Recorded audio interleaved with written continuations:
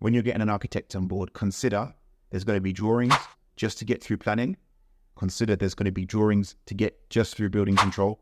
And then finally, there's going to be drawings for the detailed construction work, right? Providing you don't subcontract it. But obviously this channel's for self-builders. So we're trying to save the most money as possible and do things ourselves just for the learning process as well. So bear these things in mind. So you should really have a price for those three elements. Now, as for prices, they're subjective, right? You know, it's down to your negotiation, your barter, you know, asking questions, making sure you're comfortable with the amount you're happy to spend, right? There's architects that can fit into all budgets, right? So a lot is on you to make sure that you're in a position where you're not getting had over. At the same time, you want to make sure you're getting the level of quality to be able to deliver your project and maybe have a future relationship with this person or architect in the future. So make sure those things are considered when you're looking for an architect for your self-build. Another note with architects, you want to make sure that they're genuinely interested in your project. You don't want them just to throw you a price and, you know, not even ask you any questions about what it is you're trying to do or not have an interest in what it is you're trying to achieve.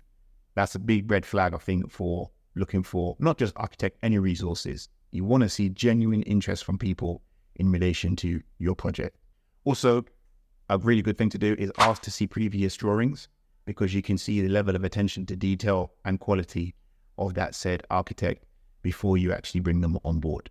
Another key tip with planning is when you submit your planning application, if it's via an architect, then fine, obviously the architect just gets on with it. But if you're planning to do it maybe with the planning consultant, make sure that your architect is on standby. In our case, we had to constantly ask the architect to make revisions to drawings. I had to make some additions or amendments through using my skills in graphic design, using Photoshop to make some last minute tweaks and changes to get that approved. Reason being is because the planning departments are super busy. So they haven't necessarily got time to wait. And they're just more likely to cancel your application for you to then resubmit it rather than actually wait days for you to make changes to it. This is all dependent on, you know, who's reviewing your application, the council and the planning officer that has actually picked up your project. It's all relative and all subjective to change. So you just got to be on the ball and ready to be able to react accordingly, depending on which issue or problem you're going to face. So you just have to be ready. So make sure your architect and obviously your planning consultant are on standby. If you want to save money, then obviously you're going to have an architect.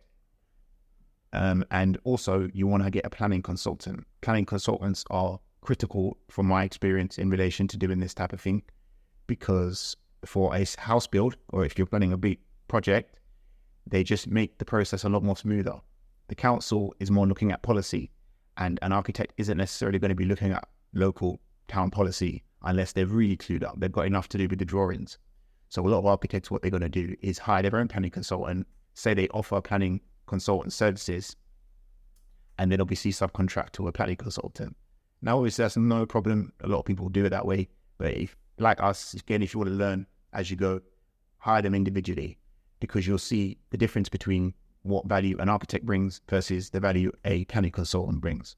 Yeah, in our case, we had a planning consultant and an architect working in tandem to get our planning approval sorted. With that planning consultant, you want to make sure that they know the local council very well. Ideally, you want to hear them say things that they've worked with the council or they used to work for the council. It's a really great type of planning consultant, or they've worked across multiple councils. It's all about experience, right? You don't want a junior person, a junior planning consultant working on your development if it's quite a complex schema or you're trying to set a new road precedent in terms of building a new house, for example. Build rapport with your case officer. Now, it's not just your responsibility, it's your architect's responsibility. And if you've got a planning consultant, it's also their responsibility to make sure you've got that connection with your planning consultant. If possible, in all cases, it doesn't work out like that. You've got to chase, you've got to push, you've got to press in order to get your, planning through. So this is just something to consider. Building rapport always is the first port of call. If that doesn't work for you, then you haven't got a choice but to chase, shout, scream, kick, fight in order to get your planning application through. So hopefully those were useful for you and you've digested some of them, and some of them have added value to what you're currently doing at the moment. Bring the funk back.